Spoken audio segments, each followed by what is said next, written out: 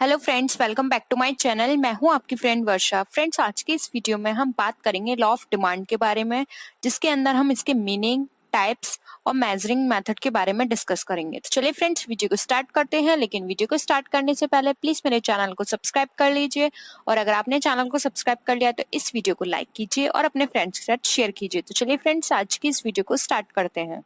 Law of demand. Law of demand का origin किया था अल्फ्रेड मार्शल ने। लॉ ऑफ डिमांड के अंदर हम बात करते हैं कि अब इसका कॉन्सेप्ट क्या है। It states that's the other thing being constant. Other being constant का मतलब फ्रेंड्स यहाँ बात कर रहे हैं हम taste and preference, fashion, income. इन चीजों को अगर कांस्टेंट रखा जाए तो higher the price of a commodity then smaller the quantity demand. यानी कि अगर बाकी चीजें सारी कांस्टेंट हो और अगर किसी भी कमोडिटी के प्राइस इंक्रीज हो जाए तो हमारी जो उस कमोडिटी की डिमांड है वो डिक्रीज हो जाएगी। और for a commodity the lower the price of a commodity and higher will be the quantity, और वाइस वर्सा। तो इट मीन्स फ्रेंड्स, अगर सारी चीजें कांस्टेंट हैं और अगर किसी भी प्रोडक्ट के प्राइस बढ़ते हैं तो वहां पे उस प्रोडक्ट की डिमांड जो है वो कम हो जाएगी, और अगर किसी प्रोडक्ट के प्राइस कम होते हैं तो वहीं उसकी डिमांड जो है बढ़ जाएगी। तो ये हमारा लॉ ऑफ डिमांड बताता है। इनवर्स रिलेशनशिप होता है प्राइस एंड डिमांड में। हम बात करते हैं इलास्टिसिटी ऑफ डिमांड की। The degree of responsiveness of change in quantity demanded due to change in price और change its determinants is called elasticity of demand. यानी कि प्राइस में जितना चेंज आएगा और डिमांड में उतना ही चेंज आएगा, तो change in price upon change in demand जो भी होगी हमारी, वो हमारी इलास्टिसिटी ऑफ डिमांड कहलाएगी। ठीक है। अब हम बात करते हैं कि हमारी जो डिमांड की इलास्टिसिटी है वो कितनी तरह की होती है। तो हमारी जो डिमांड की इलास्टिसिटी है वो 3 तरह की होती है: price elasticity, income elasticity and cross elasticity. Price elasticity में फ्रेंड्स, अगर हमारे प्राइस में चेंज होंगे तो हमारे डिमांड में भी चेंज होंगे। सेम उसी तरह से अगर हमारे इनकम में चेंज होते हैं तो हमारी डिमांड में भी चेंज होंगे। जैसे कि अगर किसी भी पर्सन की इनकम इंक्रीज होती है तो वहां पर क्या होगा, वो जो भी डिमांड होगी कमोडिटी की वो भी इंक्रीज हो जाएगी, वो कंफर्ट जोन की तरफ जाना शुरू कर देगा। ठीक है। क्रॉस इलास्टिसिटी में क्या होता है, क्रॉस इलास्टिसिटी में थोड़ा इससे डिफर है। क्रॉस इलास्टिसिटी के अंदर ये बताया गया है कि किसी भी प्रोडक्ट की डिमांड अगर इंक्रीज हो रही है तो उसके सब्स्टिट्यूट पे क्या इफेक्ट पड़ेगा, या फिर किसी भी कमोडिटी का जो प्राइस है वो इंक्रीज हो रहा है तो उससे सब्स्टिट्यूट जो प्रोडक्ट है उस पर क्या इफेक्ट पड़ेगा, ये उसमें बताया गया है, जो कि हम डीपली डिस्कस करेंगे अपनी नेक्स्ट वीडियो में। हम पहले बात करते हैं यहाँ पर प्राइस इलास्टिसिटी ऑफ डिमांड की, जिसको डिनोट किया जाता है ईपी से। Price elasticity of demand, it is the proportionate change in the quantity demanded due to change in the prices. यानी कि जो भी प्राइस में चेंज आ रहे हैं प्रोपोर्शनेटली, उससे हमारी डिमांड में कितना चेंज आ रहा है, ये हमारा प्राइस इलास्टिसिटी ऑफ डिमांड बताता है, जिसका फॉर्मूला है percentage change in quantity demanded upon percentage change in price. और अगर हम अनदर वे में बात करें तो इसका सेकंड फॉर्मूला है delta Q upon delta P into P upon Q. इसको हम इस तरह से भी कैलकुलेट कर सकते हैं। यानी कि इसके अंदर हम ये देखते हैं कि प्राइस में जितने परसेंट से चेंज आ रहा है, क्या डिमांड में भी उतने ही परसेंटेज से चेंज आ रहा है। तो फ्रेंड्स, इस तरह की चीजें वेरी करती हैं प्रोडक्ट के नेचर पे, क्योंकि कुछ प्रोडक्ट ऐसे होते हैं उसके प्राइस से उस पर कोई इफेक्ट नहीं पड़ता। जैसे नेसेसिटी के प्रोडक्ट, अगर नेसेसिटी प्रोडक्ट जो है हमारे, उनके प्राइस इंक्रीज हो रहे हैं तब भी डिमांड पे इतना इफेक्ट नहीं पड़ेगा। इफेक्ट पड़ेगा यहाँ पर सिर्फ उसके कंफर्ट वाले प्रोडक्ट पे, क्योंकि लोग क्या करेंगे कि अपने जो कंफर्ट वाले प्रोडक्ट होंगे उसकी डिमांड करना कम कर देंगे। लेकिन नेसेसिटी प्रोडक्ट को कम नहीं किया जा सकता, क्योंकि वो हमारे लिए नेसेसरी है, हम उसको कंज्यूम करे बिना नहीं रह सकते। जैसे कि हमारा मेडिसिन हो गया, जैसे कि हमारे डेली ईडेबल आइटम्स हो गए, ये हमारे नेसेसिटी में आते हैं। हमारे लिए क्लॉथ हो गए, ये सारी चीजें हमारे ऐसी हैं कि प्राइस कितने भी चेंज हो जाएं, हम हमारी डिमांड जो होगी, जो हमारे यूज के लिए चाहिए, उतनी डिमांड हमेशा ही रहेगी, प्राइस में कितना भी चेंज हो जाए।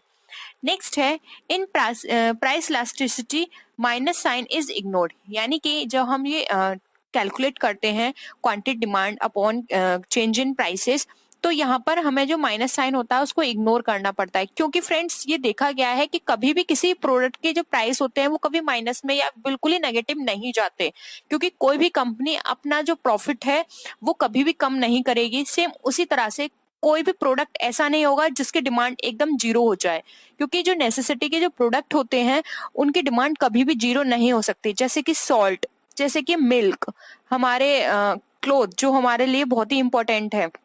यहाँ पर सिर्फ जो लग्जरी प्रोडक्ट हैं हम उनकी बात नहीं कर रहे हैं, हम यहाँ पर अपने बेसिक प्रोडक्ट की बात कर रहे हैं। तो यहाँ पे हमारा जो प्राइस इलास्टिसिटी के अंदर हम माइनस साइन जो होगा उसको हम इग्नोर करने की बात करते हैं। नेक्स्ट आता है अब कौन कौन से मेथड हैं जिससे हम इलास्टिसिटी को कैलकुलेट करेंगे। तो फर्स्ट आता है हमारा परसेंटेज एंड प्रोपोर्शनेट मेथड। इसके अंदर फ्रेंड्स हम कैलकुलेट करते हैं कि प्राइस में जितने परसेंट से चेंज आ रहा है कि डिमांड में भी उतना ही परसेंट से चेंज आ रहा है, यानी कि यहाँ पर हम परसेंटेज की बात करते हैं। सेकंड आता है पॉइंट इलास्टिसिटी और जियोमेट्रिक मेथड। इसके अंदर friends point elasticity demand is the elasticity at the finite point on a demand curve. Point elasticity का जो फॉर्मूला होता है वो होता है lower segment upon upper segment, यानी कि पॉइंट इलास्टिसिटी के अंदर फाइनाइट पॉइंट तक डिमांड कर्व को देखा जाता है कि उसका मूवमेंट किस साइड जा रहा है। तो इसका जो फॉर्मूला होता है कैलकुलेट करने का वो होता है lower segment upon upper segment. Next हम मेथड की बात करते हैं तो वो है हमारा टोटल आउटले और total expenditure method. Friends total outlay और टोटल एक्सपेंडिचर को कैलकुलेट करने का फॉर्मूला होता है हमारा प्राइस इनटू क्वांटिटी, यानी कि यहाँ पर हम दोनों को मल्टीप्लाई करके हम देख लेंगे कि हमारा टोटल कितना आउटले या फिर टोटल एक्सपेंडिचर कितना आ रहा है। नेक्स्ट हमारा जो मेथड होता है वो होता है आर्क मेथड। आर्क मेथड के अंदर ये एक तरह का एवरेज मेथड होता है जिसके अंदर ईपी जो कि हमने बताया था इलास्टिसिटी ऑफ प्राइस इलास्टिसिटी है, इसको हम कैलकुलेट करते हैं delta Q upon delta P से। क्यू का मतलब होता है क्वांटिटी, पी का मतलब होता है price, into P O plus P one upon Q O plus Q one.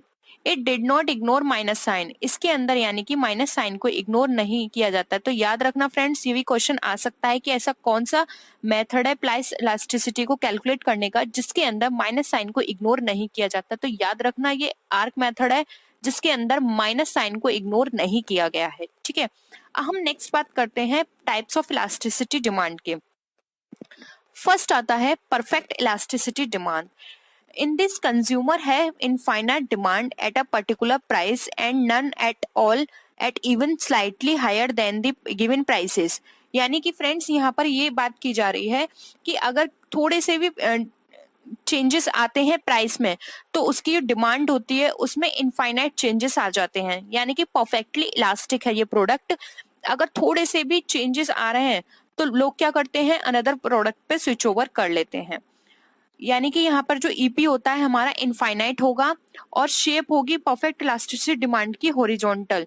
ये पैरेलल होता है हमारे एक्स एक्सिस से। तो याद रखिएगा प्राइस इलास्टिसिटी डिमांड में प्राइस में थोड़े से भी चेंजेस आने पे हमारे जो डिमांड में जो चेंजेस आते हैं वो इनफाइनाइट होते हैं। नेक्स्ट आता है रिलेटिव इलास्टिसिटी डिमांड।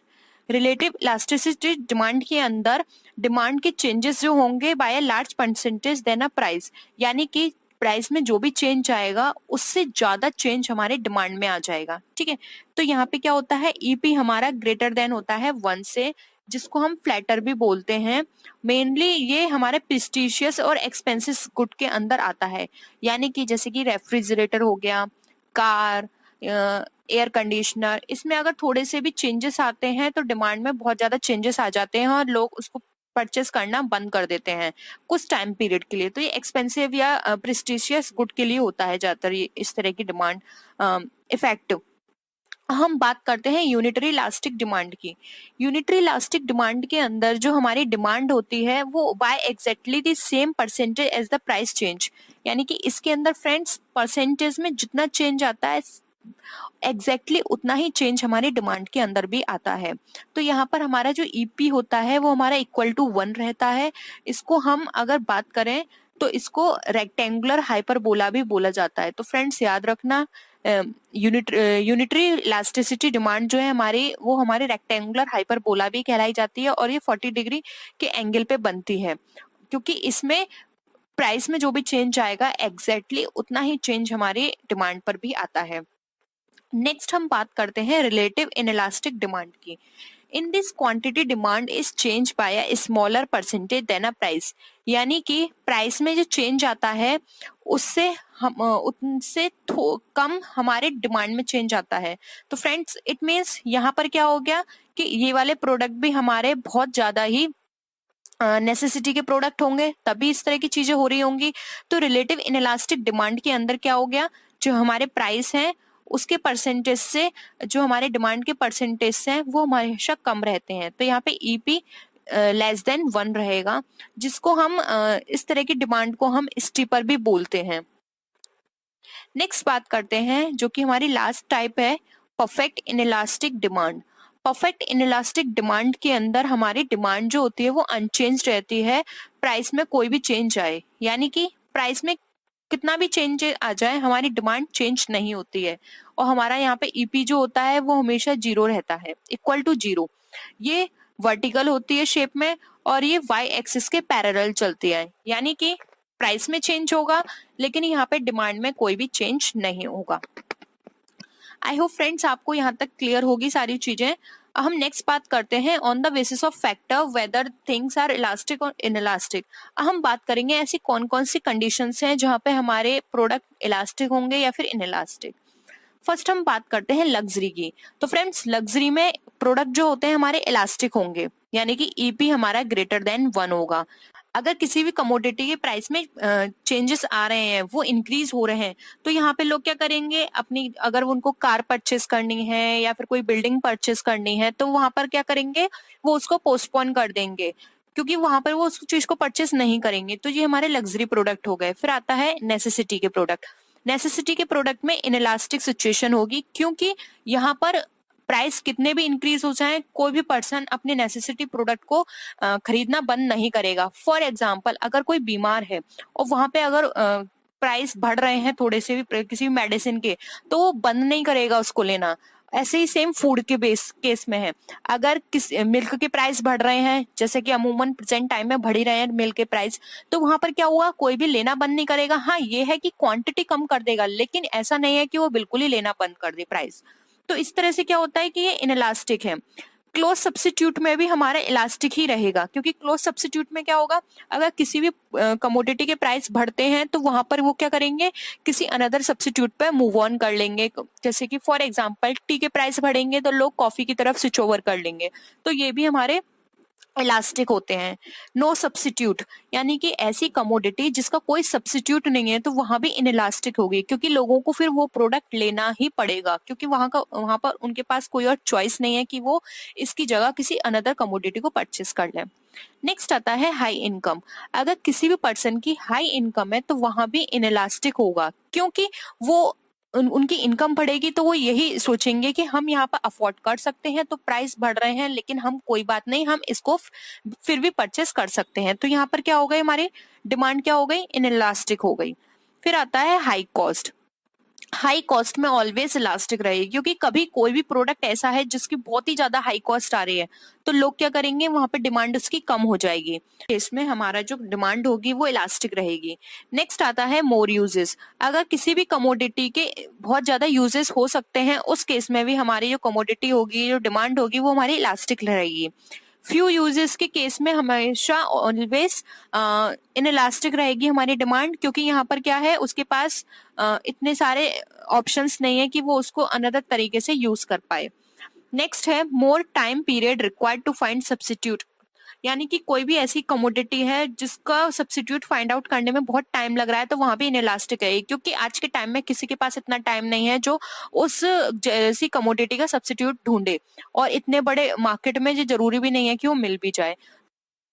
नेक्स्ट आता है ड्यूरेबल। ड्यूरेबल के अंदर जो हमारी कमोडिटी है उसकी जो डिमांड रहेगी वो इलास्टिक रहेगी। पेरिशेबल के केस में भी हमारी जो कमोडिटी की जो डिमांड है वो इनइलास्टिक रहेगी।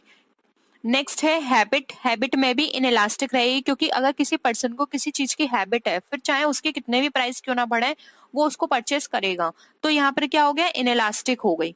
तो फ्रेंड्स आई होप ये सारी चीजें आपको क्लियर हो गई होंगी। अगर किसी भी तरह की कोई भी क्वेरी हो तो आप नीचे कमेंट सेक्शन में लिख सकते हैं। हम कोशिश करेंगे जल्द से जल्द उस पर डिस्कशन करने की, या फिर किसी भी तरह की कोई भी क्वेरी हो, सजेशन देना चाहते हैं तो आप नीचे कमेंट सेक्शन में जरूर बताइएगा। और किसी भी तरह की कोई भी ऐसा टॉपिक है जिस पे आप चाहते हैं कि वीडियो बने तो आप नीचे कमेंट सेक्शन में लिख सकते हैं। आप मेरे फेसबुक पेज और इंस्टा आईडी से भी मुझसे कनेक्ट हो सकते हैं और अपनी क्वेरी को वहां भी पूछ सकते हैं। तो फ्रेंड्स नेक्स्ट वीडियो में हम फिर मिलेंगे और विच वीडियोस के साथ। तब तक के लिए बाय बाय।